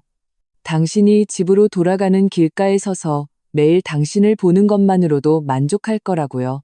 전화를 끊고 나는 먼 수평선을 바라보았다. 석양이 천천히 지고 있었다. 한지혁이 뒤에서 나를 안아주었다. 내 어깨에 턱을 기댔다. 다 지나갔어. 나는 그의 따뜻한 품에 기댔다. 다 지나갔어. 그래, 다 지나갔다. 그 미움, 그 고통, 그 분노, 모두 그 남자의 죽음과 함께 완전히 사라졌다. 나는 돌아서서 까치발을 들고 한지혁의 입술에 입을 맞췄다. 지혁 오빠, 우리 집에 가자. 그래, 집에 가자. 다음 날, 우리는 서울로 돌아왔다. 내가 가장 먼저 한 일은 설악산에 가는 것이었다. 여전히 그 도로, 내가 버려졌던 바로 그 장소였다. 하지만 지금은 혹한의 설원이 아닌 생기가 넘치는 여름의 풍경이었다. 나는 가방에서 1년 넘게 소중히 간직해온 오색실 부적 2가닥을 꺼냈다. 그중 한 가닥은 이미 끊어져 있었다. 나는 끊어진 실을 보며 세상에 태어나 보지도 못하고 떠나간 그 아이를 생각했다. 여전히 마음이 아팠지만 나는 이제 이 상처를 안고 살아가는 법을 배웠다. 나는 낭떠러지 끝으로 걸어가 손을 놓았다. 2가닥의 오색실은 산바람을 타고 멀리 날아가 이내 구름 사이로 사라졌다. 나는 더 이상 신에게 빌 필요도 누군가에게 의지할 필요도 없었다. 왜냐하면 나 윤서연 자신이 바로 재벌이고 나 자신이 바로 신이니까 내 인생은 내가 지배한다.